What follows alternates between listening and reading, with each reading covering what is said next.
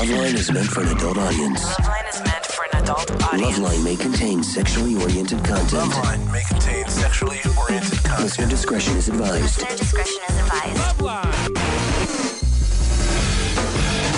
1-800-LOVE-191. Loveline starts now. Hey, everybody, I'm Dr. Drew. The show is Loveline. Joining us in studio, none other than Joel McHale. Joel, thank you for coming back. Thank you for having me. You all know him as the host of The Soup on E, 10 p.m. Friday, and then airing eternally 400 times. 4,000, at least 400 times. He's got to get their money's worth. They do indeed, don't they? Yeah, that's what's so great about cable. It is great. They make 4 shows and then repeat it. Well, and they pay you at least 38 cents. Yeah, So and then they pay you a fourth or a 400th of what. Yeah, it's great. Right. So immediately start complaining. Now, we were talking about the fact that I watched this week's show. This week's was very funny. Oh, thank you. Thank you. And you had a quip about Flavor of Love and the Lisa Loeb show. Well, yeah, because Flava Flav show, we are really sad about it, ended this week. He gave out his final clock. Yes. Oy vey. And handed over some gold teeth. The crunk teeth. He handed those to Swoops or whatever, and Hoops, was her name. And we were very sad at the Soup because there's no more spinoffs planned so far. Oh, that's it? He had his Brigitte Nielsen spinoff called Strange Love before that, and then that was from the Surreal Life. And then we have already proposed that he get together with Lisa Loeb, who has the show on E called Number One Single, and do Flavor of Loeb. Perfect. And, those two together would be it'd be great because she is only looking for a Jewish man. And if he would convert, I think there's a whole show there. Oh, my God. And if she would take up smoking like Brigitte Nielsen, it would just be genius. We would love it. So we're kind of scared that we don't have one of those car accident-like shows coming up like Flavor of Love. But Jonathan Anton show's coming back. Yes, Blowout. yes. Oh. And Project Runway is always there. Yes. And so is the new top model. That's always there. Good for stuff. Well, Tyra is an unending well. Have you done her show? No, not done her show. Have you done her show? Yes. How was it? It's fine. It's getting better. I mean, she's really improved as a talk show host. She's good. All right. Yeah. No, she is. No, we like her. We obviously we like her a lot because she puts on fat suits and dresses and disguises herself as a scarecrow when she goes and strips. We did a very, very sort of a reach for them. Yeah. The strip club when she went there. Did you see that? I saw it on your show. Yeah, she went to a strip club and she was about First to of all, walk she was out. dressed up like a peacock. Like she looks clearly never been to a strip club. We were talking about this the other day because women, and even television, when it reproduces men in a strip club, it looks like women at a Chippendales show, which is guys pounding on tables. No, you go to a strip club, guys are silent. They've got like their game face on. Everyone looks straight ahead. No one makes a sound. Everyone's busy. Everyone's at work. It's the most depressing place in the world, I've heard. And you don't dress up like a stripper. You don't. You just are a stripper. She dressed up like a stripper, and then she kind of looked like a cross between Prince and the Scarecrows. We kind of figured it out. When was the last time you were at a strip joint, Drew? Oh, my bachelor party. Really? Yeah. When was that? 16 years ago, 1991. That was the last time you had a drink, too, right? Yeah, that was. How'd you know? No, I had wine with dinner on Friday. Hey, we have a drink in front of us right now. It's called MDX. This was out. This was out before we were even. It was just here. It's a new Mountain. It's sitting on our counter here. It's a new Mountain Dew drink, and I thought, oh my God, how many different incarnations of MD and Diagnosis come into one drink that's full of sugar and caffeine and we were discussing whether we could say guarana anything. seed extract. This is actually what they're dropping on Fallujah right now. Nice. In a good way to keep the soldiers energized. Nice. Okay, I'm sorry. Let's take some calls, shall we? Yeah. All right. Joel McHale's our guest, and this is Kevin. What's up, Kevin? Hey, what's going on? You tell us. All right. Hey, I was just wondering, me and my girlfriend, we've been together for about 3 or 4 years, and it seems like anytime we get together, and we can just start making out, or, we can even just be laying down or whatever, I always get an erection really quick. And Weird. I was just wondering, and I don't understand why it happens really quickly and so often. Joel, this is where you come in. Well, you're clearly gay, I would say, especially with that sort of reaction around a woman. And I think you should dump her and start dating men. Drew? Kevin? Yeah. Kevin, what makes you think that's not normal? No, it's not that. I'm not thinking that it's not normal. It's just The entire drug industry is trying to duplicate what happens to you. Right. It's Right. Just that, And make millions. We can just be laying down. Yes, that is your biology. That's the male. That the male is always ready for action. It's not like one of those birds that dips into the cup when you lie down. It just, or like a doll's eyes. No, when there isn't go sort of backwards. there's no weight or anything on the back of the penis that sort of pulls it out when you lie down or when you sit next to a girl. But the fact is that it shows that you're into her, you're attracted to her, you're aroused by her, and men have no disconnect between arousal and drive. In other words, as soon as you get aroused, you're like being around this person, you like her, you're aroused by her, you're ready, you're moving towards action. Women have exactly the opposite. Women get arousal with no drive, which is why they're always like, well, what makes you think I want to have sex with this person? I never, just because I thought he said he was hot doesn't mean, Right. You know, they're confused, bewildered. Well, I dress like this for me. I mean, just because you look at me, yeah, you get aroused, but it doesn't mean you want to have sex with me. It makes me Is feel that good. really how it happens? Not only does it happen like that in most women, there's functional MRI scans now that show that clearly that's what's going on. Wow. That they don't get the hypothalamic and amygdala drive response in response to any visual sexual stimuli. They have to, you know how you can get it going in most women? With intimate conversation. Right. Talking. And Jane Eyre novels. Talking. Yes. Yeah. That's why they read those crazy novels, those Charlotte. Right. Harlequin novels. That's pornography. For them. Now, why do I have that reaction when I'm playing Grand Theft Auto? You're gay. Okay. Next call. This is Joanna. Yes. What's up? I had a kind of a two-part question for you. I'm a squirter, and I'm curious as to know, like, one, where that comes from, like if it's just like, you know, just really intense orgasm, and two, like what a guy's reaction to that is. Well, where does it come from, Joel? I thought there was. I'm embarrassed now for her. No, I assume there is a third opening for her. That there's Just she's a opens up, mutant of some sort. goes She's to- she's one of the X-Men, and in fact, Well, it connects directly with heaven. There's a series of glands in that area. Well, there's two possibilities. One is that you're having orgasmic incontinence, meaning you're urinating with the orgasm, which is, at your age, very unlikely. Have you ever had children? No. Yeah, that's very unlikely.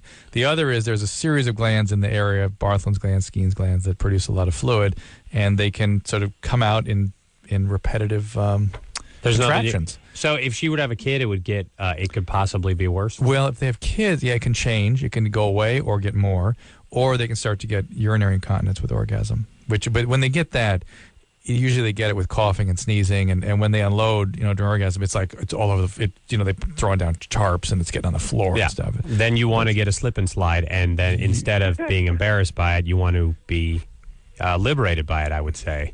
What was that first?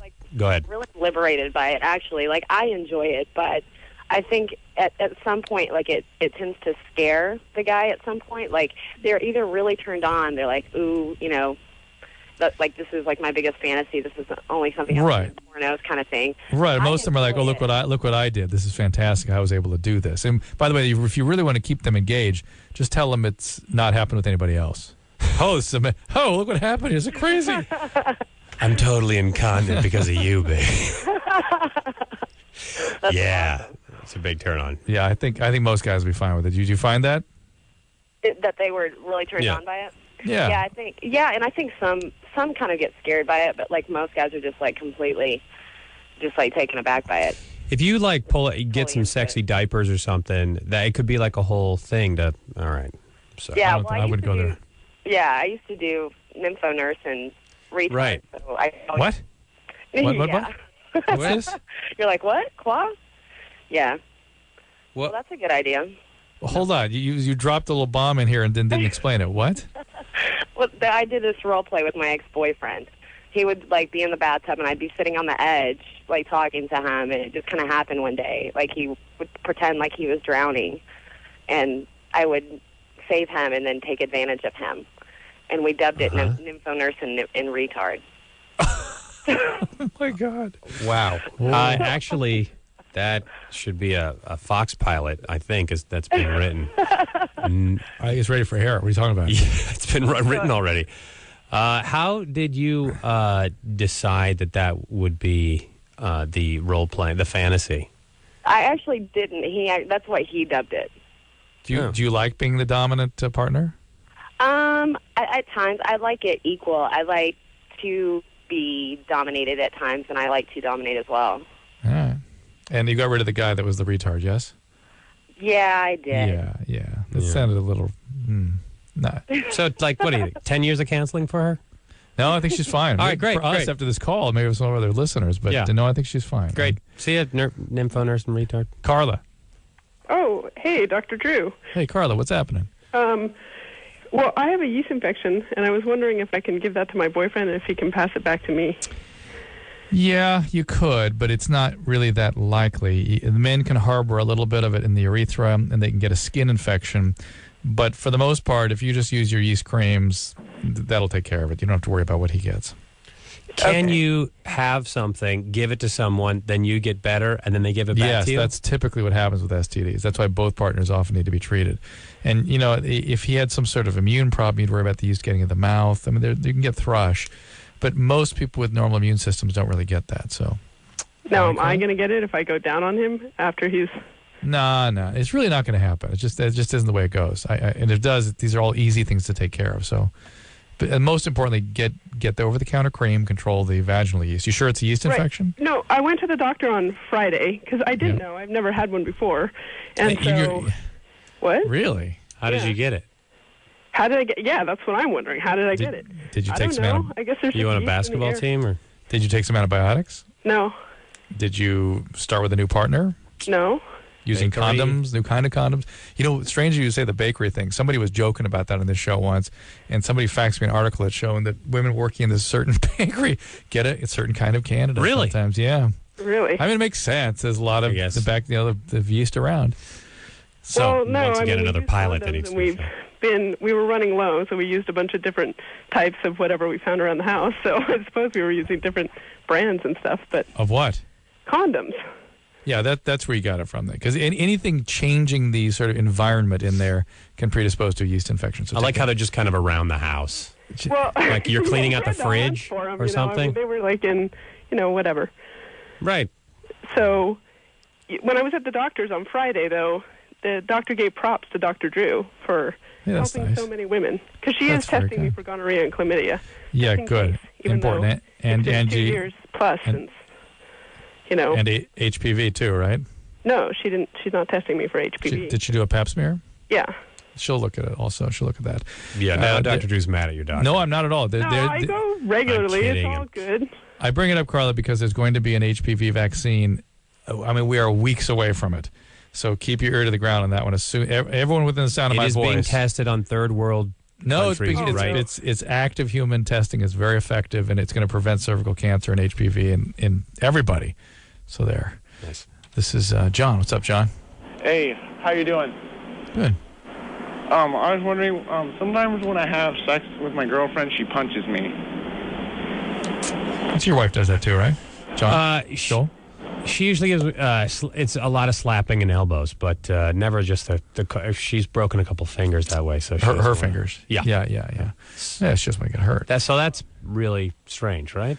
Yeah, it does happen a fair bit, though. Really? Yeah, you'd be surprised. Choking and punching and stuff like that. People that have been mishandled growing up, the arousal centers sort of burn out. They need higher levels of arousal to feel aroused. Well, I don't see why they would punch. It's probably to try to get punched back kind of thing. It's just all part of a struggling, aggressive, If you could put like a speed bag in between you two. Yeah. Yeah. That would be. Do you know anything about her history? Oh God, I have no idea. I think she was raised on a farm. I'm not really sure. Oh, well, then of course, then that a lot of farmers punch. She's actually trying to do some planting on you. So counseling for her, yeah? No, just no, not necessarily. All right. because it's not really going to do anything. I would bring it up with her, discuss it with her. Here's the. Do they realize they're doing it? Sometimes yes, sometimes no. I think the important thing is that he discuss if she's able to maintain a stable relationship with him, and they really have a decent relationship.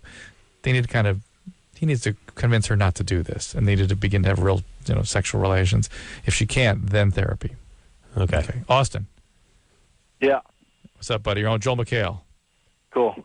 Okay, my question is, I've been going out with my girlfriend for about 2 months now, and I finally got her. She was really timid to let me go down on her at first, and then I kind of found out why. She has a hairy vagina. And I was just wondering what would be a good way to tell her that she needs to shave that, because I can't deal with that. It's just disgusting. Austin, I think we had a nickname here, Sir Walter Raleigh. I mean, I think I need some Wellbutrin just to deal with this. I needed Compazine myself, but what's that? Anti-nauseal. All right. You seemed a little enthusiastic about that. What's that? Where do I get it? Can you score for me? That would be great. I don't know, Dr. Drew. There's a slight feeling of vogosity about this call. Yeah, a little bit. So what is it, 6 inches? You could probably just have, Hey, Austin, you still there? Yeah. This is not a bogus call? I swear to God, it's not. I know it sounds like it. It really does, but it's not. I need a good way to tell her. Joel, has a famous solution. Yeah. Do you live in Arizona? No, I live in Idaho. Oh, there's one there too, actually. There's a few. It's called Fantastic Pubes. Really? And you should go to Sherry, and because she's the best. And you should go there, and it'll be taken care of. Sweet. What's it called again? Fantastic Pubes. I've never heard of that, actually. I know. It's you know Fantastic Sam's, right? Yeah. Yeah, it's same company. Just different. Really? Yeah, just a different area. Sherry did a weave on my girlfriend's vagina last week. It was great. They have Merkins there, too, Yeah. You can there's a lot of those shops down in East LA, too. The Merkin Mart behind. Merkin Mart? Behind Fantastic Pubes. Yeah, it's right back there. In that case, I don't think the Merkin Mart behind the one in Idaho, in Boise, is as good as the one in Arizona, but it's something to think. They don't use real human hair. Austin, I'm a little confused why a guy that's into a girl that wants to do this with her would let that get in his way so much. I don't. It's like a pet peeve of mine. Why don't you kind of? None of my ex-girl. I guess this could explain it. None of my ex-girlfriends, all of them were smooth.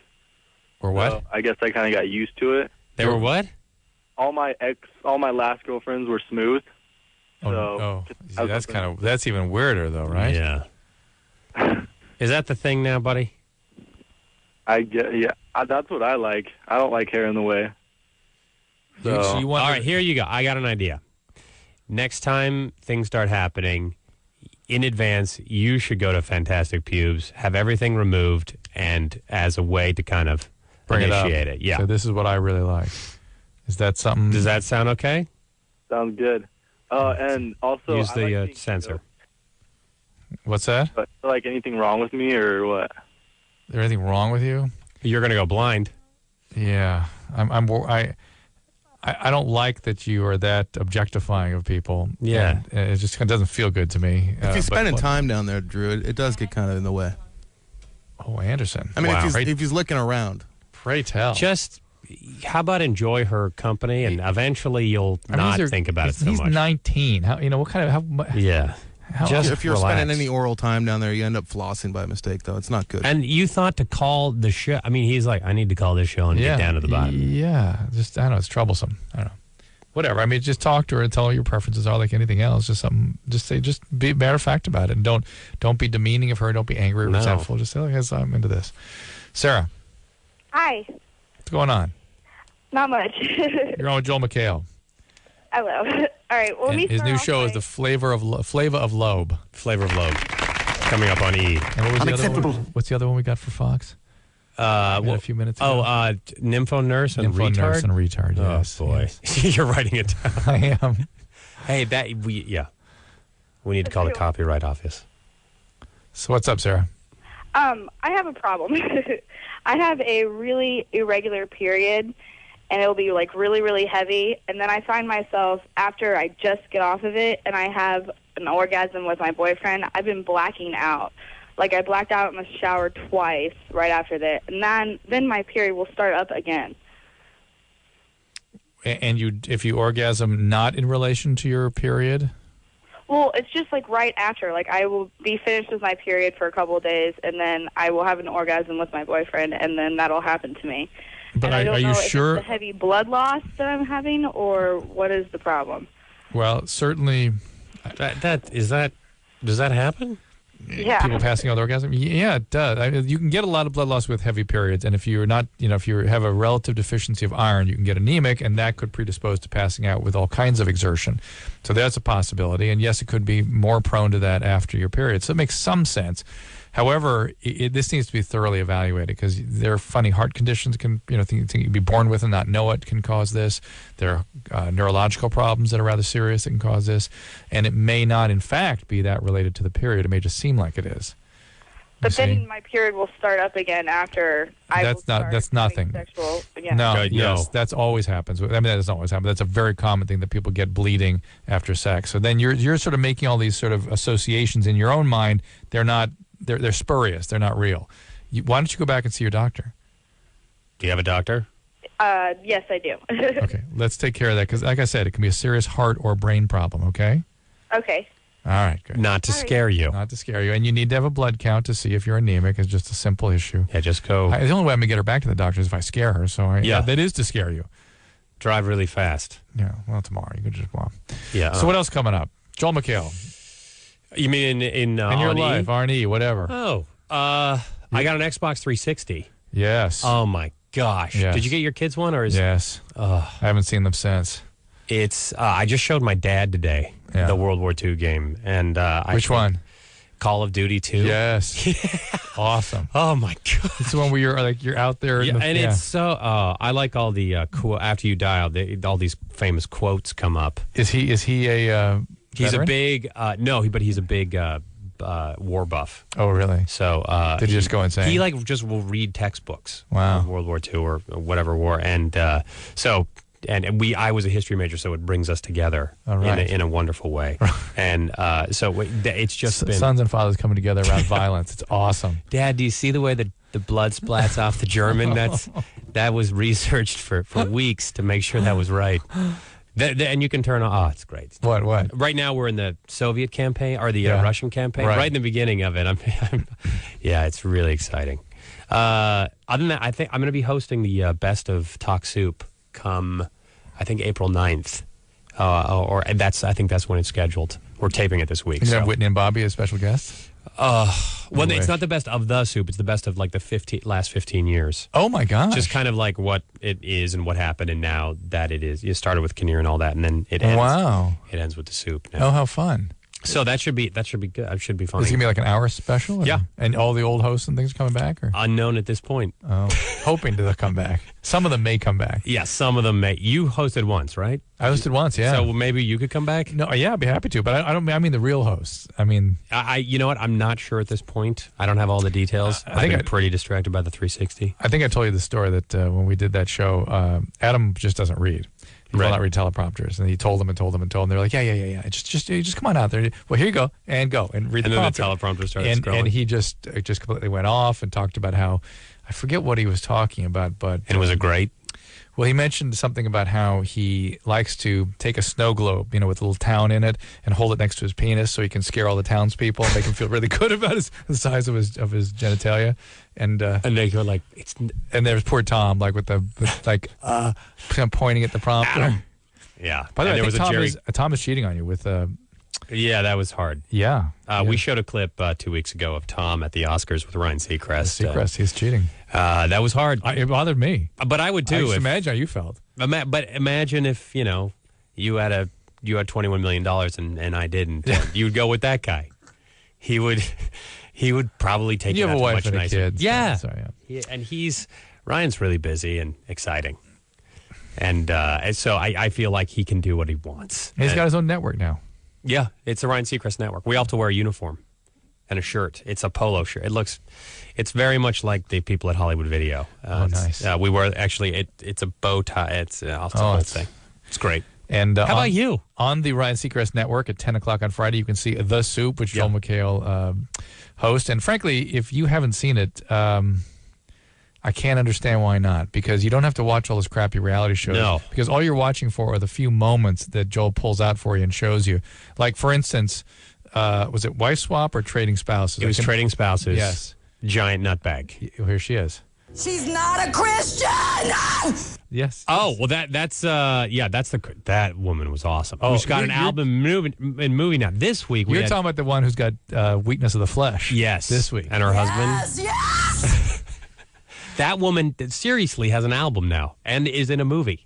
What is the album about? They've taken different clips of her and basically Dropped them into remixed things? it into a hip-hop album. Oh. You should get that, Anderson. It is great. Or it's about... Exactly. How about the woman who's got Weaknesses of the Flesh? Is she? She was great. We'll see more of her. Yes. I hope so. We'll probably bring that back. And her husband, who was taking it was great. What? He had What? the huge. That was the guy. Bag? Well, that was the guy. After we showed she had a weakness to the flesh, we were like, well, her husband must be Must be awesome. hot, yeah. And then he had an enormous beard, overgrown beard, and he tatters of hair, just matted, and could barely talk. Could barely talk, and he was going to take some hippie stuff and turn it into a giant nutbag. And I'm not even paraphrasing the quote that much. So it was awesome. I mean, that was clip of the week, pretty much. So anyway, you don't have to watch any of that ridiculous reality stuff. You just watch The Soup. Yeah. And it airs throughout the weekend, and throughout the week, really, I guess, on the Ryan Seacrest Network. Yeah, on Ryan Seacrest Network. Yeah. When he's not on, we're usually on. Yes, or Lisa Loeb. And the phone number here is 1-800-LOVE-191. It's Loveline. I'm Dr. Drew. He is Joel McHale, and we will return after this. Loveline. Loveline will be right back.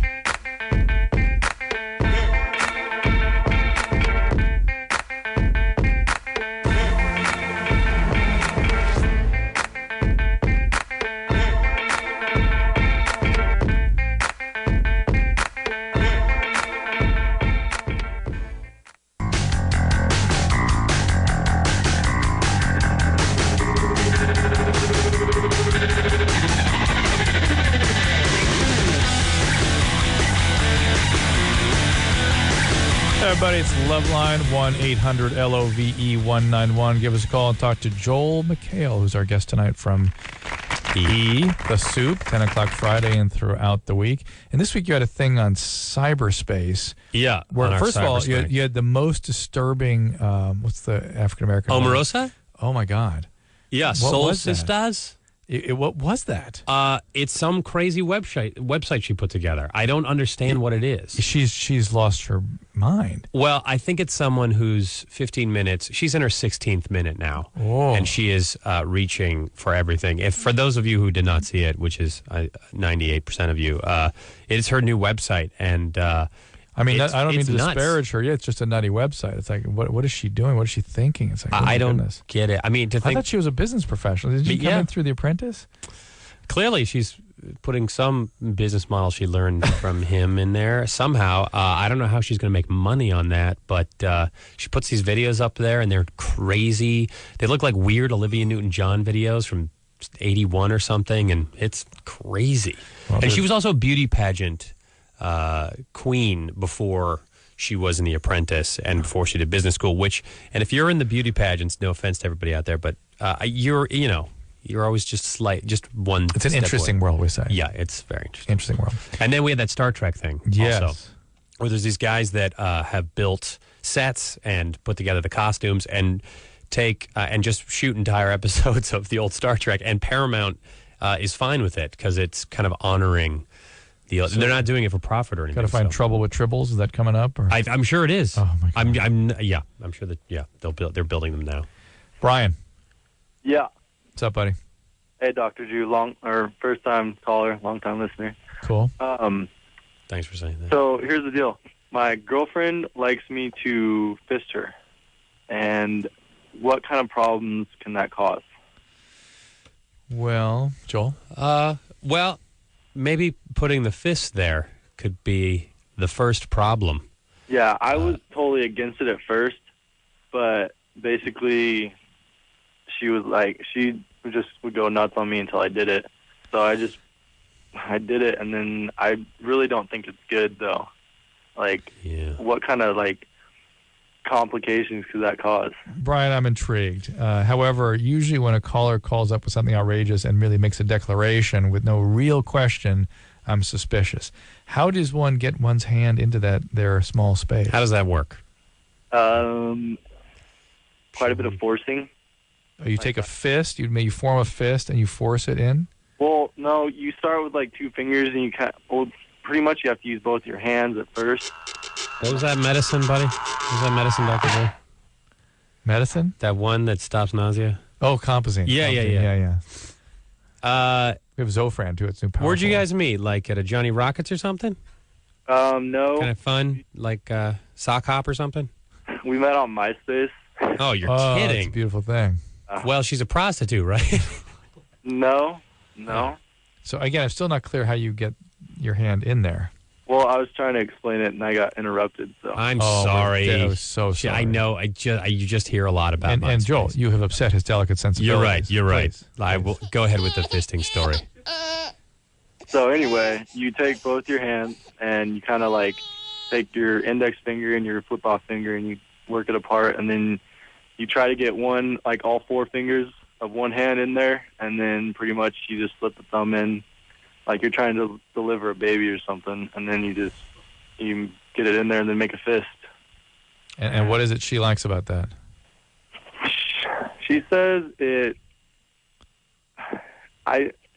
like feels way better than an actual penis going into her. Like, oh boy, it takes up more space. That's what she says it does. I seriously think it's like ripping her apart. Like, I don't think it's good at all. But well, it's not good. What's happening?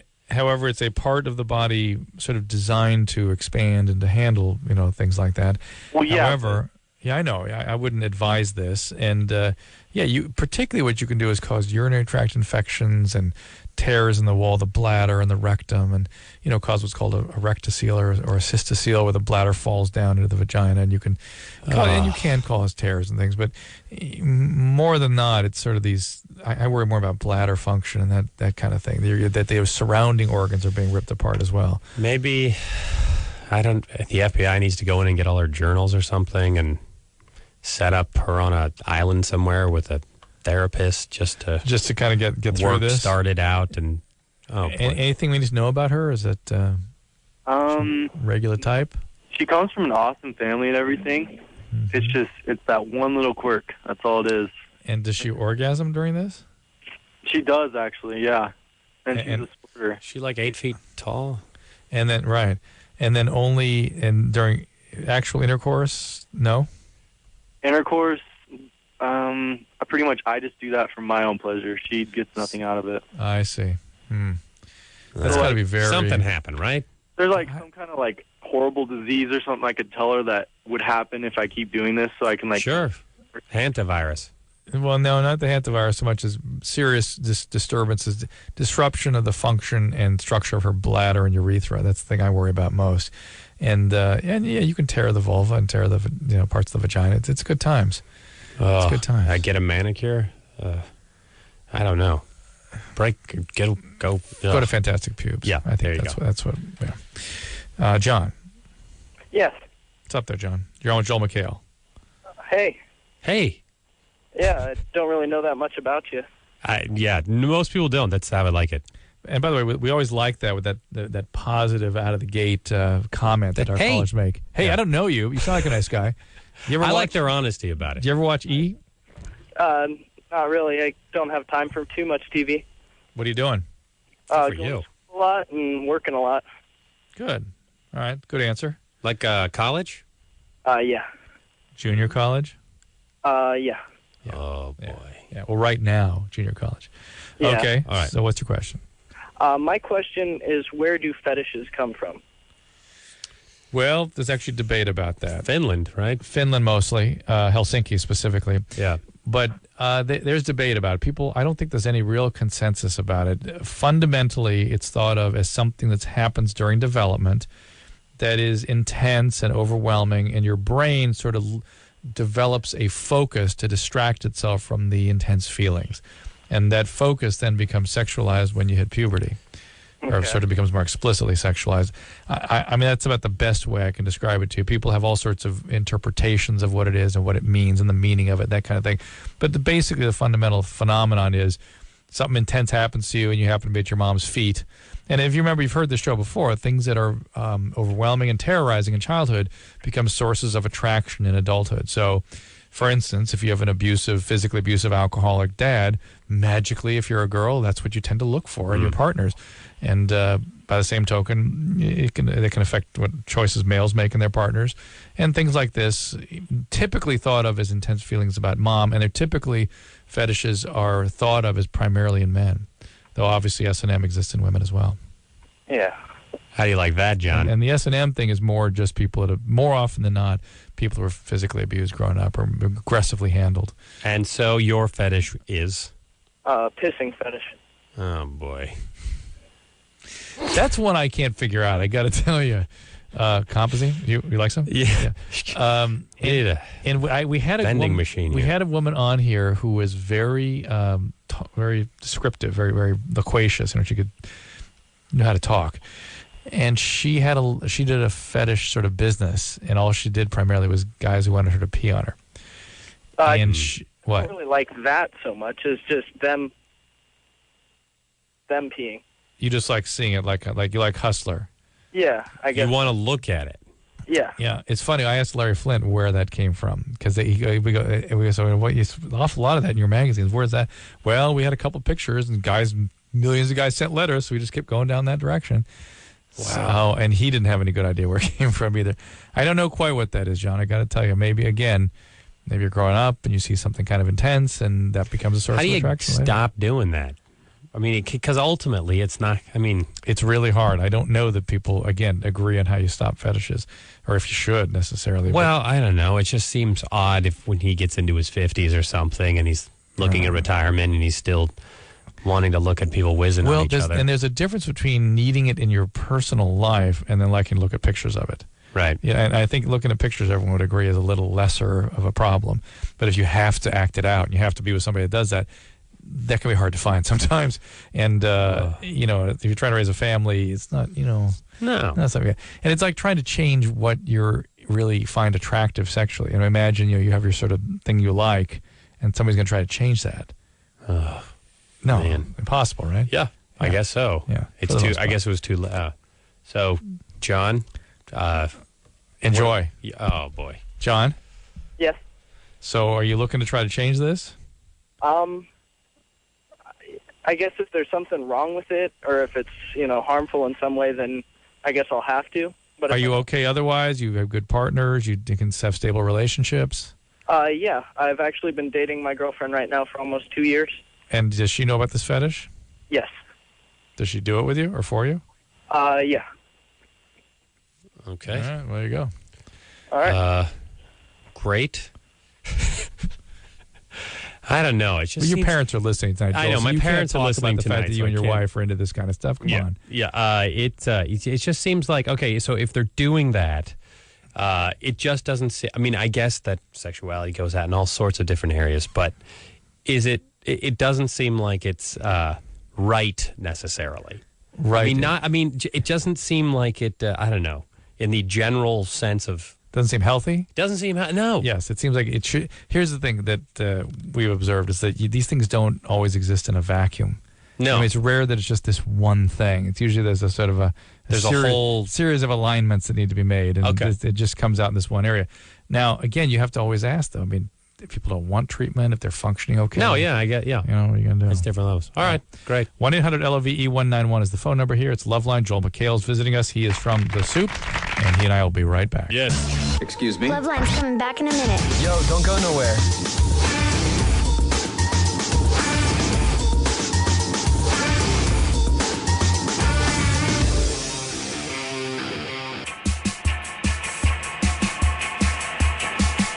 Hey, everybody, it's Loveline, 1-800-LOVE-191. Joel McHale in the studio with us tonight. He is on E's The Soup, 10 o'clock Fridays and throughout the week. This now is Don. Don, what's up? Hi, Dr. Drew. Hey, Don. Hi, Joel. Hey.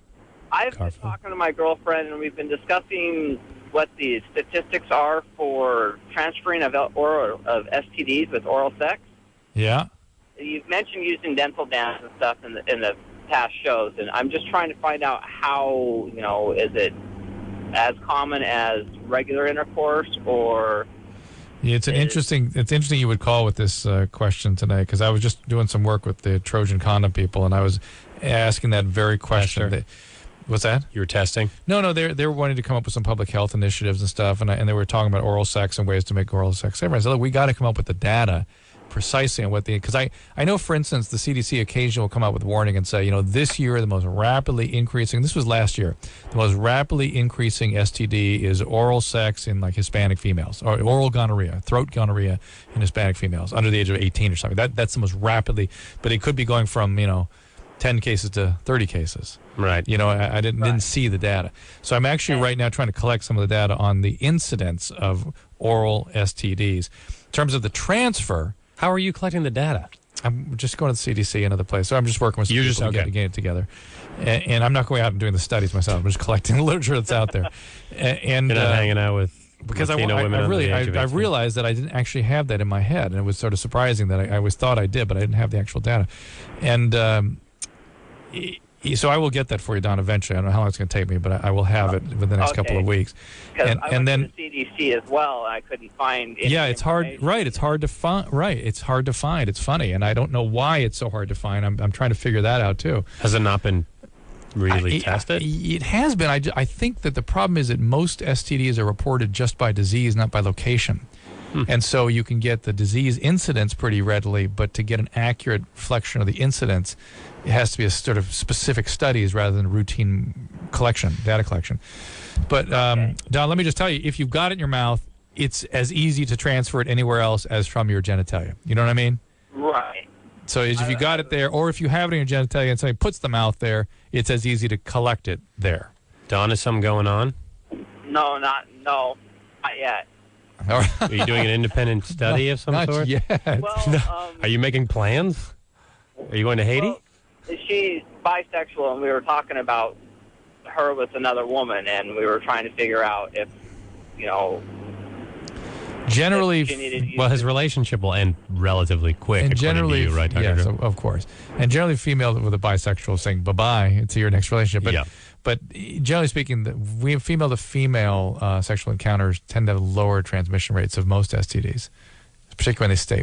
But aren't they more susceptible to it? I know the HIV transmission is much, much lower.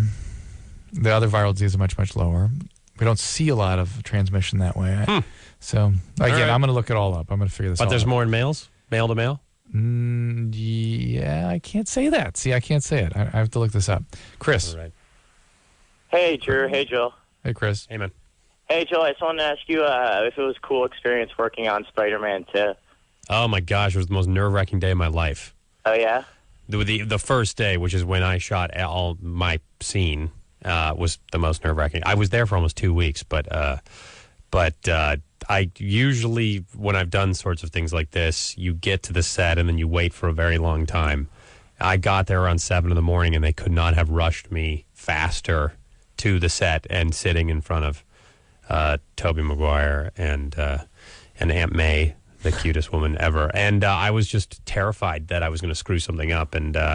But it ended up being really, really fun. And the amount of money that goes into each day of shooting that movie was staggering. Didn't things have to be pulled all over the room? A lot of things had to fly around. Yeah, also they blew up this desk, and there was wires connected to the desk, and the desk blew apart, and it was so much fun. 2 entire 35 millimeter camera crews, and I've done a lot of commercials, and you work with really good people, but when you're working on a movie like that, like one of the women running, I was like, so just making small talk. I was like, so what movies have you worked on? She's like, I got best cinematographer for Das Boot 20 years ago. Oh my God. Oscar. And I was like, oh, that's great. I was on varsity basketball.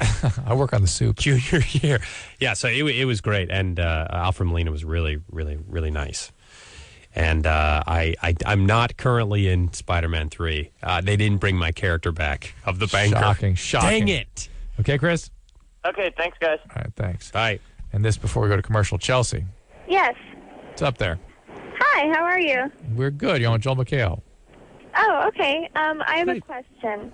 Yes. My husband and I are driving home, and we're listening to your show, and we were wondering, when we were dating, we dated for about a year, and I could have orgasms regularly, but ever since we got married, I can't.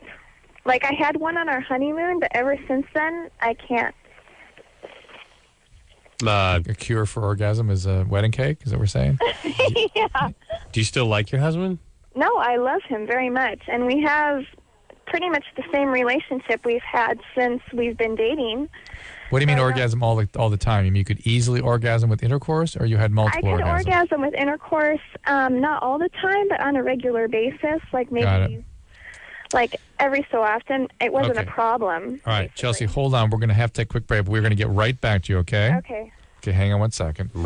This is Joel McHale. Joel McHale. Joel McRae. Joel McRae. Nice.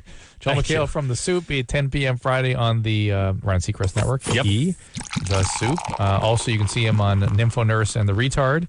Coming up on Fox. I'm excited. I play the neighbor. The wacky neighbor.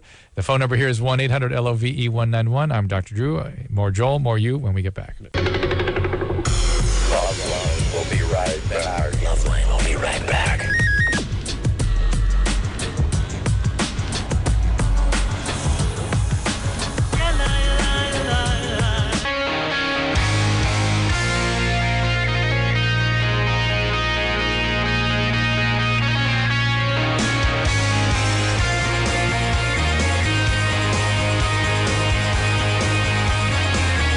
All right, there it's Loveline. Joel McHale in the studio with us tonight. The phone number here is 1-800-LOVE-191. You can see Joel on The Soup, 10 o'clock Friday on E!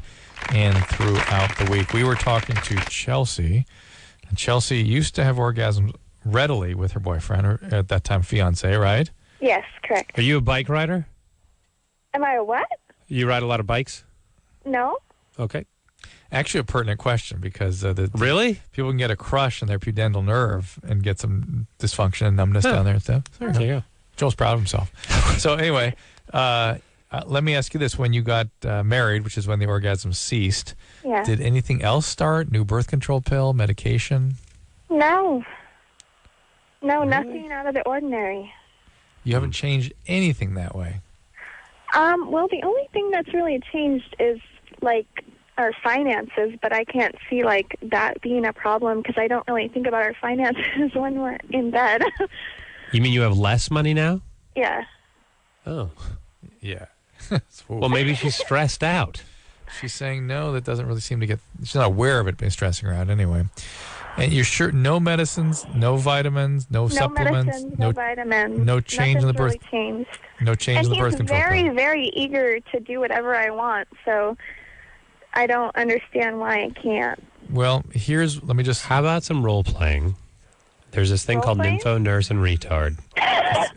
We will hook you up with, we'll get the number for you.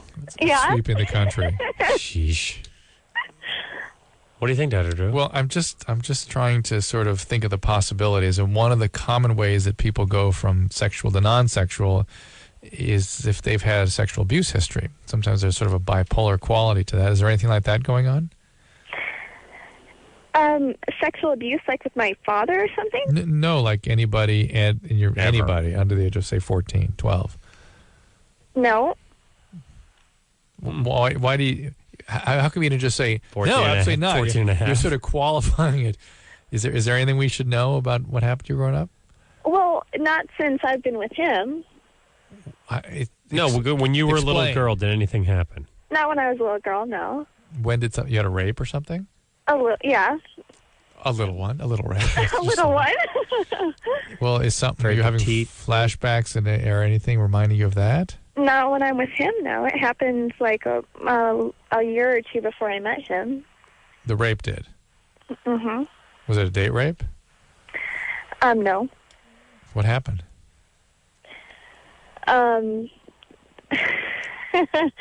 It's kind of hard to talk about.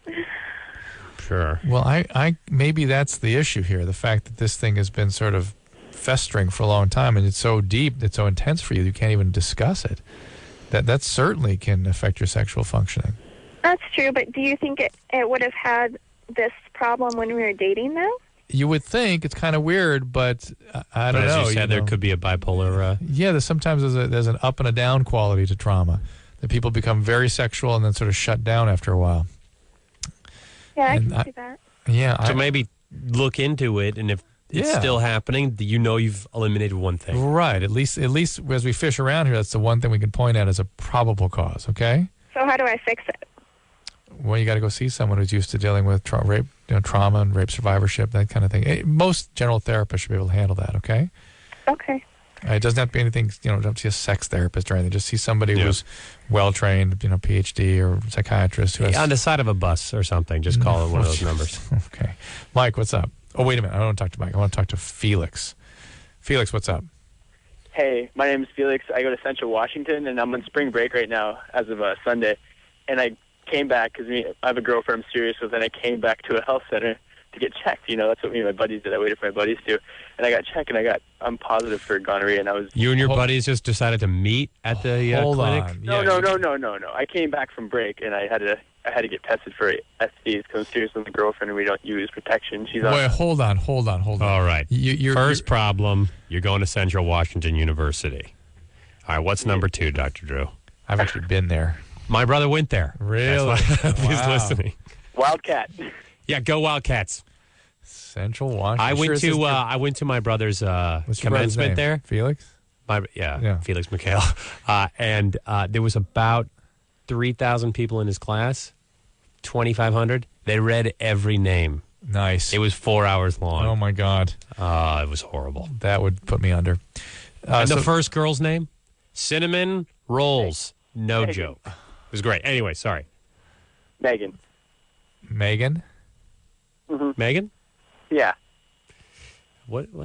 You're just arbitrarily yelling out names, Felix? Krista. Oh, yeah. That's Krista.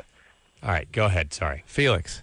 So you go nuts down a spring break, and then you head back to the you line up at the student health services. I'm back in my hometown. I'm in South Seattle, and I decided to go get an ST check. I thought it'd be good to know. And I didn't think I had anything, and then I did, and now I don't know how to tell her without. I'm just freaked out about it. What kind of test did they do? It was just a regular STD check. What did they do? What did they do?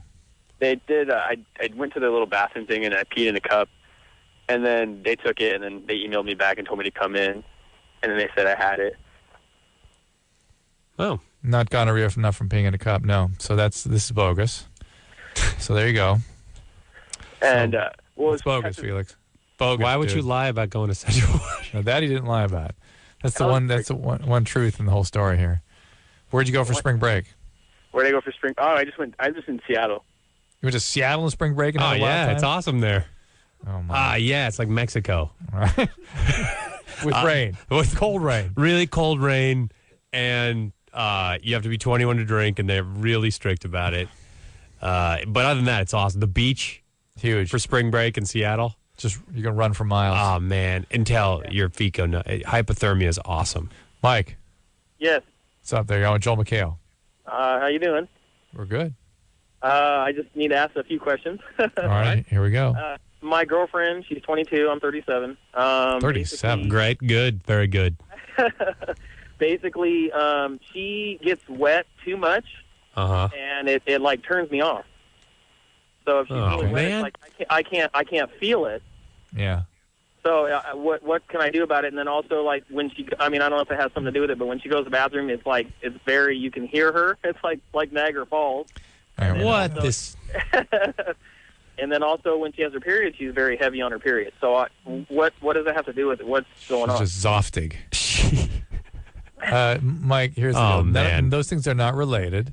Okay. There is the case that when women are excessively wet, it can be a problem for guys because it can really be. It could be tough to feel anything. Sometimes you can try a condom, and sometimes he can't feel it. Or he doesn't really like it. He can't feel anything. And then the other thing is, if she gets on a progestational birth control pill, that's like a low dose pill or the Depo-Provera shot, oftentimes there's some drawing with that. And then kind of settle that down a bit. And isn't it true that with age difference, there can be way more wetness? Yes, of course. All right. Of course. Everyone knows the further that. you get away in age, the more wet, and the less he feels. Is he really saying? I thought he said that he didn't like it. Ask him. Are you saying that you don't like the fact that happens to her, or you can't? It's not happening for you when you're with her. It's just when she's too wet, it turns me off. It's like I can't feel anything, but she's enjoying it, but I'm not enjoying it. I see. Did you try a condom? Oh yeah, we tried a condom. Yeah, sometimes even in between time, she's got to wipe it so that way she's a little bit drier, and even then it's tight, and then it just You're the man. Romantic. How did you land a 22-year-old? That is great. She's Asian, Laos. Oh, right. She's very dedicated, and we've been together for 2 years. We're getting married in about a year, so. All right. So you ordered her? No. No, I didn't order her. I met her online. You're going to marry a 22-year-old? Oh, man. It's good times. Good job, buddy. I don't want to hear anymore. Cynthia.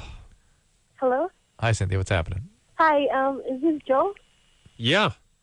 Oh, my God, Joe, I'm a huge fan. I've never missed an episode of The Soup. And Wow. I'm a huge You're the first person tonight who knows that I'm on a show. Yeah, I'm a huge fan, and I would love to be a cameraman for your show. I think that would be the greatest honor. Well, you're going to have to go through Tom, and he's about 240. And you're going to have to start working on it now because he is a formidable presence. He's your stage manager, right? He's our stage manager, and he's you hear him off camera. He's really great because he really does. He has a really good sense of what's working and what's not working. You got to get him dancing in front of the camera again. I haven't seen him dance in about 4 or 5 years. Okay, we'll bring him. Dance. We usually have guys in gorilla suits with cowboy hats him on dancing. He is hysterical when he dances. Yeah, I don't know. Me and my sister never missed an episode, and every time I watch a show, I crack up, and I cannot stop laughing. Oh, see? And You made my week. I work at In-N-Out, and I'm like, oh, my God, when is it going to come through? Because a lot of famous people go through. And I'm like, when is Joel going to come through? Well, which one are you at? Which In-N-Out? Well, can I get free food?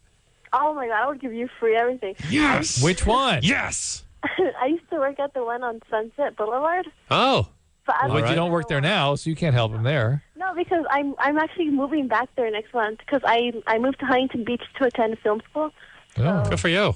Yeah, so I want to be an editor or cameraman, and I work at the one in Huntington Beach. So you come here in Huntington Beach, I'll give you free food. Is there only one in Huntington Beach? It's on Beach Boulevard in Talbot. All right. And how about the one on Sunset? Which one is that? Sunset and... It's on Sunset and Orange. It's across the street from Hollywood High School. Oh, yeah. Yeah. Yeah, so What? Joel, I don't know, me and my sister are your biggest fans. We it's crack on up at your show every time. Right on. Well, thank you. McDonald's across the street from... No, on not across Sunset. the street. It's on the same side of the street. Same side, okay. Yeah, it's on Sunset and Orange. All right, fair So enough. just west of that. Got it. You know what's sad is that I didn't know what In-N-Out was before I moved here. Oh. And it's the greatest burgers in the world. Yes. You live in Glendale. There's a big one over there. Yeah, there's a great one. But then everywhere else in the country, they don't have them. No, they have White Castle. Hey, Joel. Yeah. What do you like? What's in your CD player right now? If we were to rate your CD case, what kind of CDs would we find? Well, I have Kanye. I have an 18-disc changer. So here we go. I have that Late Registration album, which I think is very good. I got some Rufus Wainwright. You know who he is? Yeah. All right. And then a lot of mixed CDs. And I have a band called McCluskey. They're a punk band, and a British band called Muse. I can't believe I'm telling. Keep going. And then I have the new Fiona Apple album. I Wow. know. Don't make fun of me. It is very good. And then I think that's it.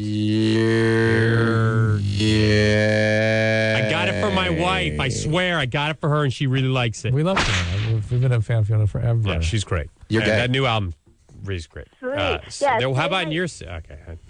Today, my What? sister surprised me with a ticket to go see Slayer. Really? I'm a heavy metal fan. Wow. Well, I grew up in Seattle, so we... Cynthia's private phone line here. All right, bye. This is Brian. Brian? Hello. Oh, wait, Melissa. I beg your pardon. Melissa, what's up? Hi, Dr. Drew. Yes, ma'am. Hello. Hi, Hello. Hey. Okay, I don't know if you'd really call me an alcoholic, but I like to drink. How old are you? 14. Okay. Drinking at 14, we call that a lot of different things. It's either alcoholic or European. Well, and so what's your question? I was just wondering, does there have to be alcoholism in your family for you to be an alcoholic? Because there's no trace of it in our family that I know of. She's a trailblazer. Where are your ancestors from? I don't really know on my dad's side because my parents are divorced, but I know that like he's like kind of African and stuff, and my mom's like Irish. So. Well, Irish, that pretty much is a positive history there. So I think if you like, sorry. What? What'd your mom tell you? Like she can't stand like alcohol at all. Like she hates it and stuff. Yeah, but look at her parents or aunts and uncles, and I think you'll find it. How much are you drinking, Melissa? Well, I don't really drink that much, but I've passed out a couple of times. Oh, okay. That's a bad sign at 14. There are other conditions, too, that can make people very young drink a lot. Personality disorders, mood disorders. But this needs to be evaluated rapidly. It's a very, very bad and dangerous sign for you, Melissa. Do you hear that command, Melissa? Yeah. He had just put a spell on you. Now you have to go talk to someone. You know, I haven't had to look into my crystal ball tonight until this moment. And I just looked in and... Why don't you do what the Egyptians did, Dr. Drew? They used to read the entrails of lambs. Yeah. Sheep. Sure. And I just think it would be more exciting. Oh, I could do that. All okay, right, instead of the crystal ball, we'll talk about sheep entrails. That's good. Melissa, do you hear? So you got to go see somebody. Yeah, Melissa, get some help with this, all right? Okay, thanks. All right, good luck. Bye. Now is Cam. What's up, Cam? You're on Joel McHale. Yeah, how you doing, Dr. Drew? Good. I have a question. About a year ago, I started taking creatine, and I noticed that... To work out? Yeah, I work out. I noticed that some hair is growing from my shoulders. Like, it's a little bit thick, kind of like pubic hair. It's maybe about an inch long, and it's pretty spread out. I don't know if that had to do with the creatine or, I don't know, just hormones from me working out, or I don't know. Are you taking any other supplements or protein shakes? But nothing in them, no glandulars or anything like that? No, none of that. Never done any steroids? Horse tranquilizers? Not at all, no. Nothing like that. I don't know. I've never heard of creatine doing this. And the people have lots of funny questions about creatine, but And clearly it sounds like the workouts are going great. I mean, you probably look a lot better now that you're muscly and covered with hair. Okay. Listen, he's clearly amused by that. But Cam, look, you're at an age where body hair growth can become sort of more prominent, and that's probably Fantastic just a coincidence. pubes, if you have one in If your... there's a problem, Fantastic Pubes will also take care of body hair. Yep. Back waxing, I hear, is they're specialized in. Kelly, what's up? Hi, I actually have a question about my friend. Mm-hmm. Right. Sure, your friend. No, I swear, it's my friend. Yeah, your friend. What's your friend's first name? Candace. Oh, good. And she appreciates bringing it up on national radio. Yeah, Mom doesn't see. So my question is, she actually just found out that she got herpes from one of her boyfriends that she actually just caught cheating on her. One of her boyfriends? Yes, one of her many. So well, how can he be cheating if he's only one of many? Well, because she was dating him for about 8 months, and she went over on her lunch break to give him lunch and found him in bed with another girl. I see. I mean, so he's her most recent boyfriend, you mean? She doesn't have multiple Does she have boyfriends. Does she have multiple boyfriends? No. Simultaneously? So Okay, she's all right. had probably like 5 to 10, somewhere around So there. mad I'm going to Jared's house. Her most recent boyfriend, yes. So I was just wondering, I mean, we just got back from a weekend in Vegas, and I've been really worried. I know it's panicky because I don't want to get this at all. I don't know if maybe, like, because we shared a hotel room, so I don't know if I can get it by sharing a toilet with her. No. Or, no, I cannot. No, absolutely not. You can get it by having sex with her. By having sex. Okay. Yes, and that's about it. By that.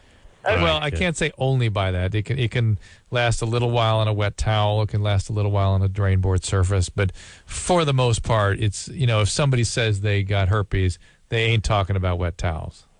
Okay. And essentially never I happens. assume it would be pretty difficult to get it from a wet towel. It's pretty difficult. It essentially never happens. What hotel did you stay at? We stayed at the MGM Grand. You're in trouble. So you just get herpes staying there? I had a couple of friends. They got crabs there. Oh, nice. God, ew. Yeah. What? Towels. The lion. Girls are from towels and clothes and disgusting things all around the What'd you guys do there? Oh, my God, it was so crowded we could barely do anything. We tried to go to Pure, and there was no possible way to get in. We went to like, the jive bars on the side. You went to some jive bars? Yeah, just like the bogus things on the side. We wanted to go to the big stuff, but we couldn't. Yeah. Sorry. They knew she had Okay. herpes. There you go. Heather. Oh, wow, that was fast. Yeah, what's up? Hi, I got a case of pink eye a while back, and they gave me some antibiotic eye drops, and a few days later I got a yeast infection, and that is the only thing I can figure that it was. I know that antibiotics can cause it, but eye drops? I suppose it's possible. There's a certain amount of absorption through the eye. It's unlikely, but it's possible, I guess. I can imagine that. So weird. I know It is those weird. days. Was it Toberdex, something like that? Tobermicin drops? Oh, gosh, I have no idea. No, or erythromycin drops. Man. Anyway, there's I suppose it could happen that way. It depends on what what the thing was. Some of it's. Did you get it taken care of? Oh, yeah, I was fine. And it could be just a coincidence too. Yeah. You work in that bakery that Drew was For talking the about bakery earlier? issue, but more than not, that just the fact that yeast infections are common. They can occur randomly, and sometimes it can seem like it's associated with something else you're doing, and it may not be. But Okay. it's highly suspicious here. It makes you wonder. Yeah. You get a lot of. That's 2 yeast calls in a night, that's- Dr. I Drew. blame you. Sorry about that. This is the Joel McHale yeast call night. Yeah. Ava. Hi. Hey, what's happening? Wow, that was really fast. Okay. Yeah. Wow, this is kind of exciting. I've been listening to your show, Dr. Drew, on K-Rock since I was 11, and I'm 20 Wow. as an anticipatory preteen. So, yeah, hi. Okay. Nice. I recently... Drew, does that bother you that she's been listening since 11? No, Yeah, it's does a little that? bit young. A little bit young to be listening. It bothers me when they say they're young, and it bothers me when they say, now, about the methadone and the heroin. And then I feel like, oh boy, what have we done here? No, I was just very curious, actually. So my problem now is that I can't say no to guys who I have sex with, and the last guy that I had sex with was really pushy, and I didn't know very much about him, and it turns out that he gave me HPV, and I know he did because I get tested every time I do something, which is kind of a hassle, but I don't have sex that often. Okay. So I have HPV, and I know what my vagina looks like. I know what it looks like. And so freaking out about having it, I, get a mirror and look at it, and I'm like, oh, my God, what is that? And it looks like these, strange little, fingery, spiky things. And so I went to my gynecologist, and I saw a nurse practitioner, and she said that if that's not what it normally looks like, then it probably is an effect of the HPV, but that some women just naturally have that, and it looks like that. So she couldn't treat me there for it, and when I went to have my cryosurgery the next week, the woman there, who was really even reluctant to do the cryosurgery on me, looked at it and told me that it was just a remainder of my hymen and kind of became part of my skin or something. And why were they reluctant to do your your surgeries? They're like, I don't know if I'm gonna. All right, fine. I'll give me the I wand. don't know if I'm going to take your precancerous cells out. Why don't you just live with them? I mean, that's what it seemed like. She was like, well, normally when you're this young, we wait about a year and see if it goes away. Right, which it often does. But she still was like, it often does. whatever. I'll Some of the newer recommendations is you wait and watch. Right. So, and again, the only certain subtypes of the wart virus are the ones you have to worry about. Right. The other ones go away by themselves, no big deal. So it's totally curable? It's totally curable no matter what it is. The persistent ones are the ones that can cause the cervical cancer. There's going to be a vaccine, as I said earlier, any day. And if you have one of the bad viruses that can cause the cervical cancer, it will be with you for life, effectively, and needs to be screened regularly. Right. So you really think there's going to be How often are you taking a mirror out? Before I did it, maybe Once an hour. no, not once an hour. If that's what makes you happy, then yes, once an hour. Oh, I'm so happy. Sometimes when I get out my vibrator, I do it. So how often is that? That would have been before the HPV, probably a couple times a week. A couple times a week, and after the HPV? Only 3 times now because I'm kind of afraid. You're afraid of what you're going to see. Yeah. I think you're reading in. HPV doesn't cause anything. Really, it doesn't. I mean, when it causes warts, they're just little warts. They look like warts, and they come right off when you treat them. Is there a slight little girl voice here, Dr. Drew? Yes, very definitely. There really is. I know I sound like I'm 12. You know what? I have braces. That's when she started listening, Dr. Drew. Something happened to you when you were 12? When I was 12? No. Actually, I've had a really horrible sexual history, like as far as like dating at normal ages, but nothing happened to me when I was a kid. Okay.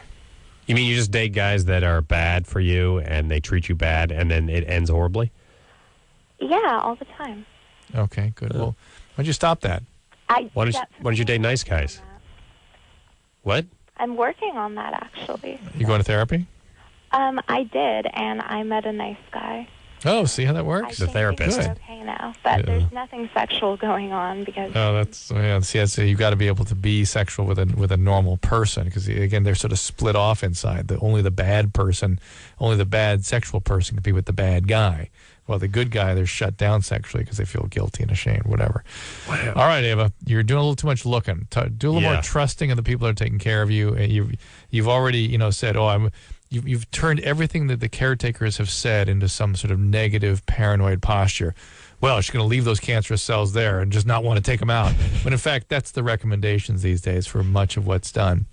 Watchful waiting on certain cell types, which you probably undoubtedly had, and that they've looked carefully for changes related to the HPV, and they're not finding that, not because they want to deceive you, because there's just nothing there. It's very simple to see those things. So just learn to trust people a little more. Something happened to you growing up with the people that were supposed to be trusting. For whatever reason, turned out not to be trustworthy. I'm sure that's why you picked the a-hole guys now, too. Okay. Joel McHale in here, right? Uplifting calls. Yeah, only. that was great. Friday night, 10 o'clock, The Soup, and throughout the weekend. And more Joel, more you, more me when we return. Loveline will be right back, so get your problems ready.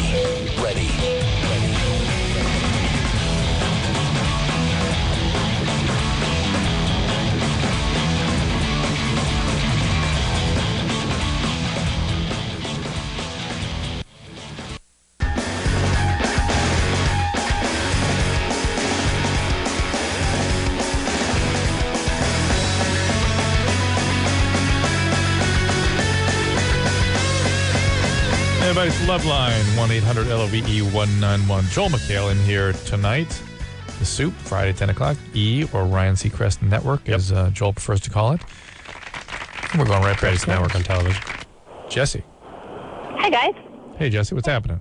Hey, I just have a question for you. My best friend in the world, she moved to Vegas a couple of months ago, and she didn't move down there as a stripper, but she is now. And What'd she move down there as? Okay.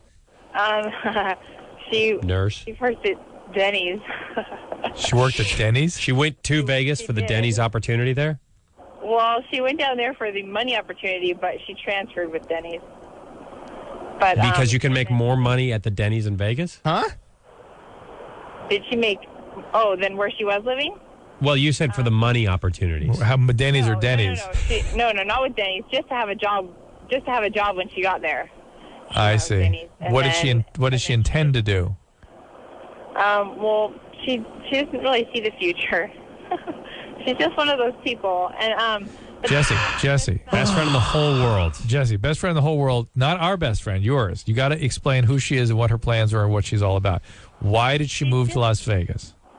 She moved to Las Vegas because she's just one of those people who sees money. We're totally. We can't continue. We cannot. I have to. It's like a scab I've got to pick off. But you Jesse, my ears are bleeding. What money was she going to get in Las Vegas? Right before Well, Anderson. she wanted to be. She started after her first job down there after the Denny's thing. She only was there for like a week. She was a Costco agent in a strip club, and then she just saw. She went down there to strip. She went down there to strip. Let's face it, or to prostitute. She went to Strip Central. Maybe she did, but maybe.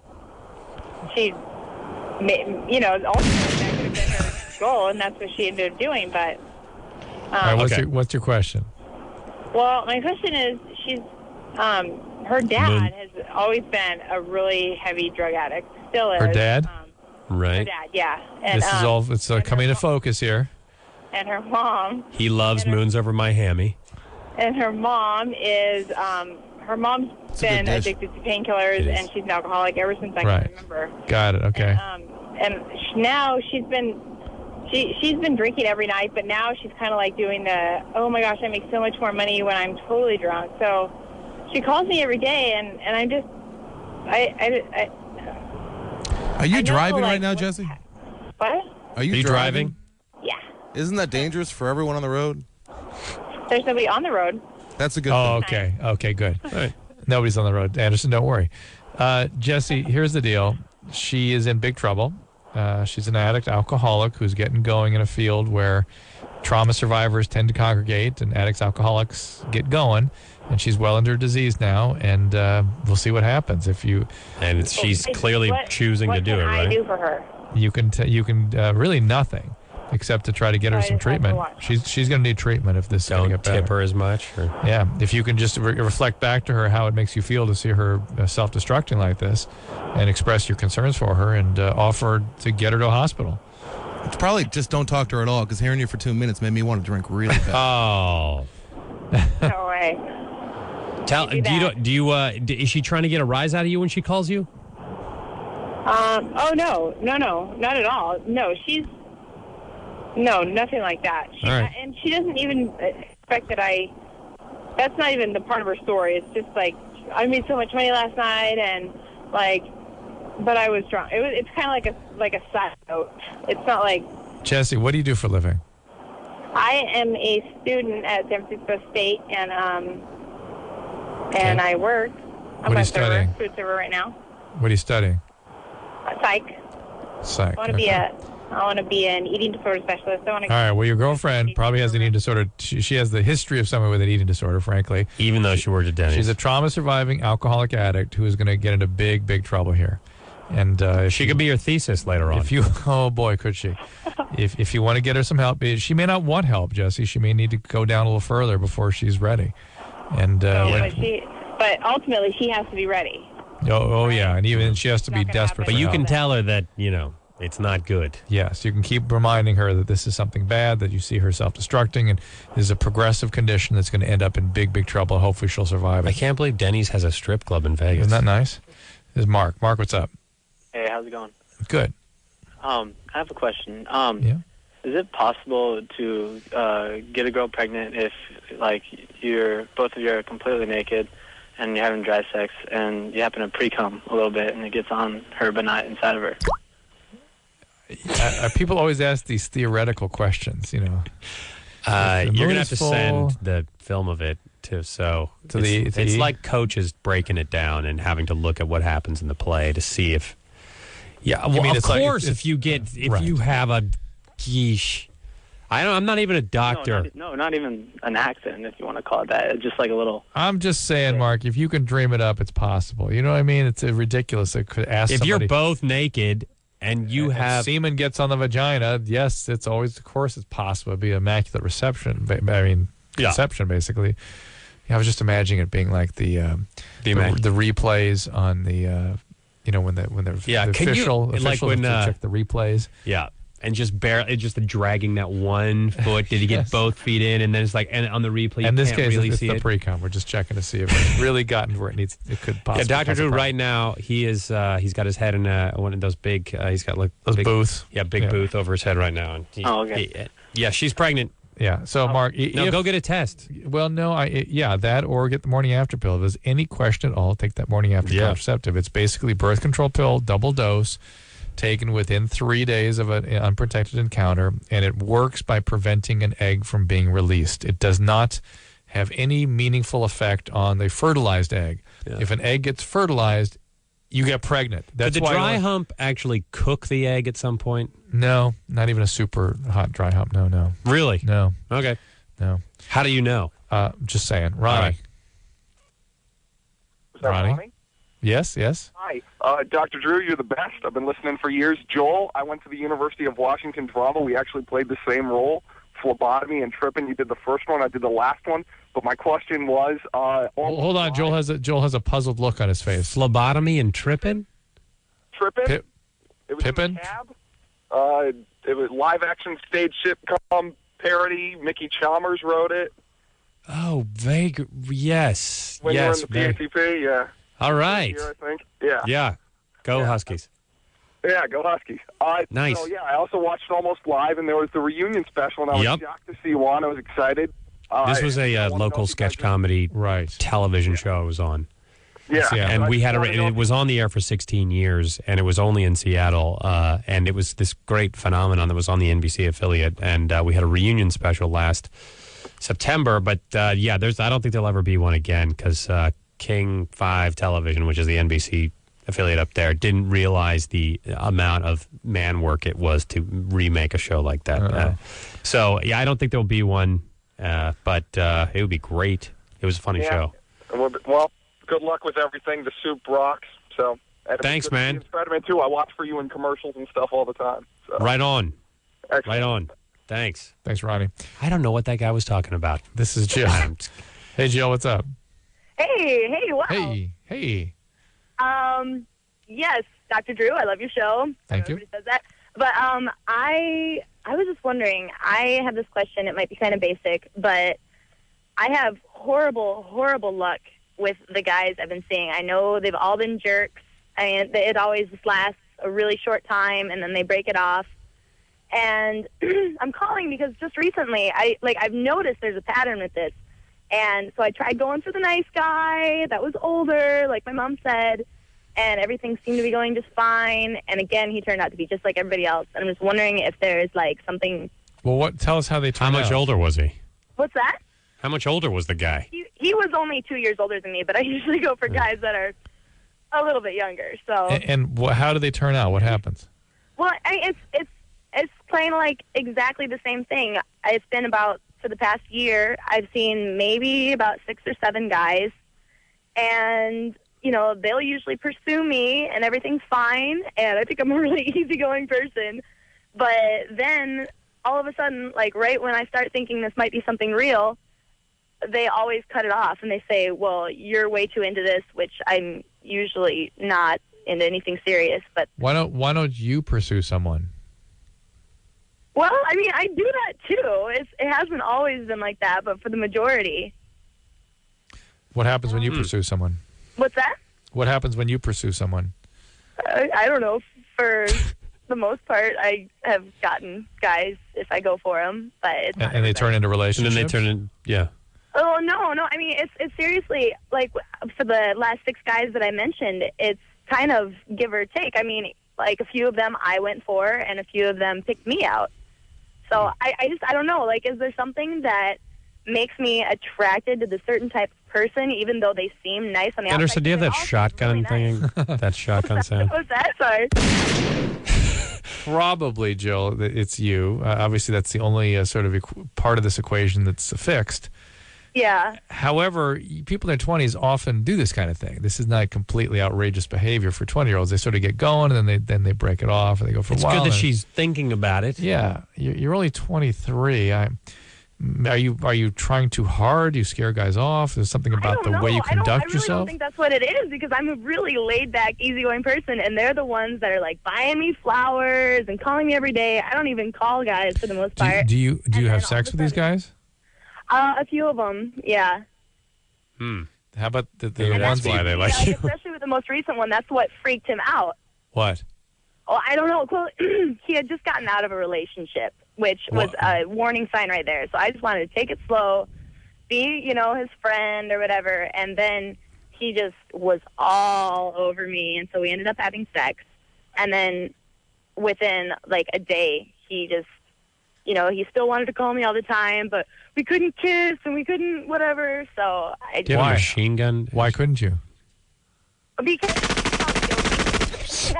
he felt guilty. This guy was totally messed up. I don't know. I mean, I'm really happy it's over, actually, but I'm sick of this pattern. It seems like this is always happens. After this, does your having sex with them seem to break things off? Yeah, is like the second we had sex, he was so freaked out. He wouldn't kiss me. Here's the best sound effect. Here's the best sound effect of all. Watch. Yeah. No, I want to talk to her. Though. Oh no! Wait a minute, Jill. Does having sex what lead to the? You there? Yeah, I'm here. Yeah, I'm here. Does having sex what generally leads to the breakup? It seems like that. I mean, is there something you do? Wait, well, come on. Just stop. Well, is there something? Well, specifically this one, it was sex that led to the breakup. All right, but the other guys too. Is there something you're doing in that intimate encounter that freaks guys out? Well, that's what I'm wondering. See, I mean, okay, here I'm going to let a little bit of myself out. I like, in my opinion, I like sex a lot more than typical girls. Yeah.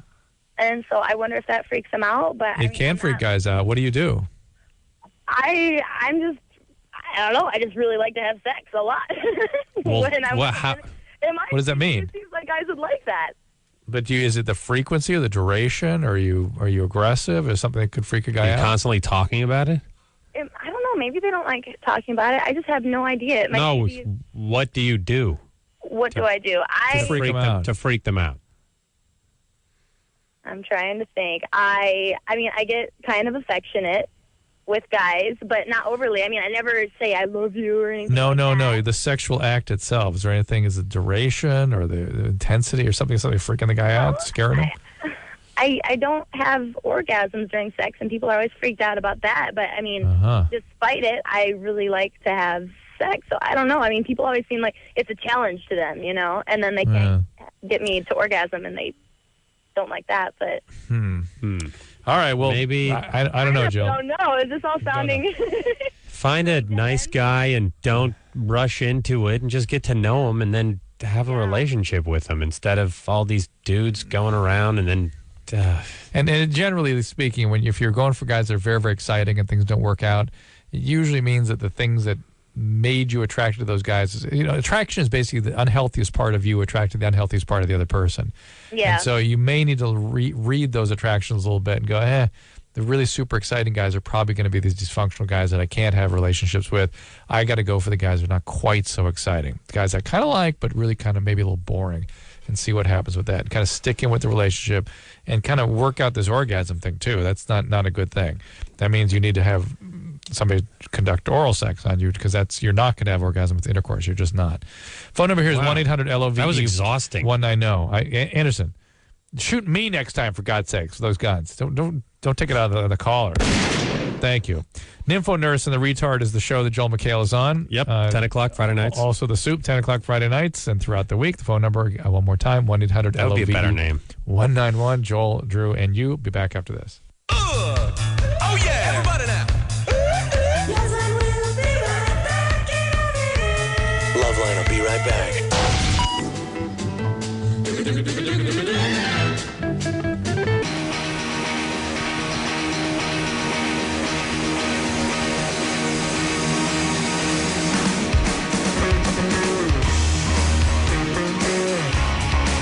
Everybody, it's Loveline, 1-800-LOVE-191. I think Joel and I have finally reached the fart phase of our relationship. Why don't you ask me that question on there that you asked me just as the mics were heating up? Dr. Drew, and this is how I ask questions off the air. Dr. Drew, so have you ever had to take an enormous dump and then you missed part of the show? And I said, no, have not had to miss show because of diarrhea or constipation or enormous growlers. No. How? I know. It just happened. They're just pro, you know. Did you ever go out to dinner or something, like you went out to sushi or something like that, and then or you had some bad reaction? It's just over the years you've done this, you've never had a problem? Not that I can recall of. No. Wow, that is incredible. I'm perfectly regular. That's why. Did that ever happen to Adam? Not that I've been sick a couple times, but never been late or something. Okay. The only time I ever been late, I was stuck on Kimmel's show one time. I had to run over here. It's not good. All right. Spencer, what's up? Hello? Hey, buddy. Hey, how's it going? Good. You're on with Joel McHale. I'm first-time caller. Long-time listener? Yes. 13. How long have you been listening? Maybe 3-4 years. I started doing this show when Spencer's parents were 13. No. Yes. Scary. Yeah. What's up, Spencer? I'm just I'm only 13, and when I come, it just drips out. It doesn't really shoot or anything. And That's okay. That's all right, There's not a lot of it. So. That's okay. It's okay. If it. Have you thought about this a lot, Spencer? What? Yes. Don't think about other things. Read history. Yeah. Study math. This is fine. Right. This is all going to be good. And if there's going to be more sort of momentum with this, it'll happen as you get 15, 16. Like 99% of the things that happen to you, if you feel like you need to call radio shows about them, they're probably not that big of a deal. So just get an Xbox 360. I'll send one to you. Stacy. Hi. What's up there?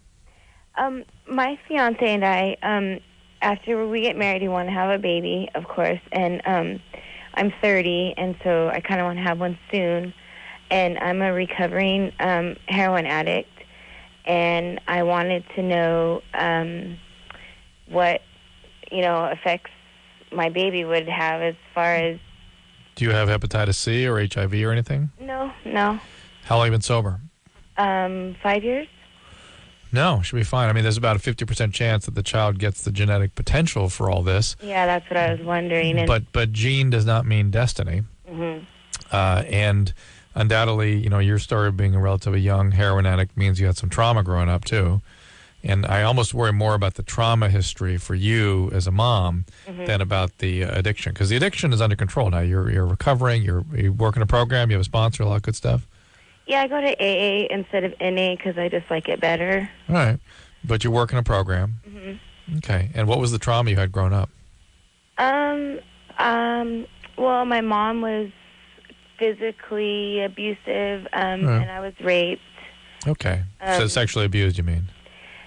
No, I wasn't sexually abused. I was raped when I was like 17. Okay. Well, usually some sexual abuse before that, too. But physical abuse can sometimes set you up for victimization with rape as well. And then, will I have a hard time getting pregnant? Will I have problems with my pregnancy? Not necessarily. No, not necessarily, if you're otherwise doing okay. Is your fiance cool? Yeah. Yeah, he's in the military. Yeah, the bigger problem is, again, you're a trauma survivor. You need to work on those issues because that's going to affect how you parent. Trauma gets transmitted intergenerationally. Yeah, I know. That's why I've always kind of waited to, obviously to have a kid before after I got married. But yeah, and maybe get a therapist. About, kind of my issues with being physically abused and stuff. Right. That's all very important that you're aware of that, talk to your sponsor about. But you might want to get a therapist also to help with you as you go through the early part of the child's life, especially. As Joel, as a 1-year-old, it's very difficult. So you just have to be extra careful if you've had something like this. Yeah. Because you never know when it's going to come out. Well, not only that, it affects the ability to attach and how you relate to babies and kids and things. It affects the emotional dynamic that you have with kids. So, all right, we got to take a break once again. Joel McHale in here with us. Be right back. If you need help, call Loveline 1-800-LOVE-191.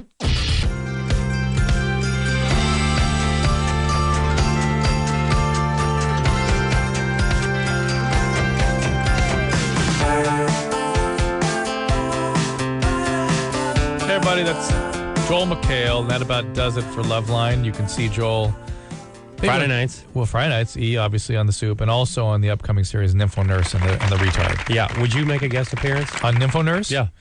Yeah, I imagine you have could be the doctor. I imagine you have needs for physicians on that show, so I'd be delighted to do that. We need Nympho Nurse stat. I know. Television shows that are medically oriented drive me insane because they're always like, Did you see our Grey's Anatomy thing, the Grey's Academy? Yes, it was How to very be an good. Sexual doctor. Very good. Oh, yeah. Except my kids were watching. I almost had to change the channel, but it was very funny. Oh, I got to tell you this bit we're thinking about doing. Yeah? Off the air. All right.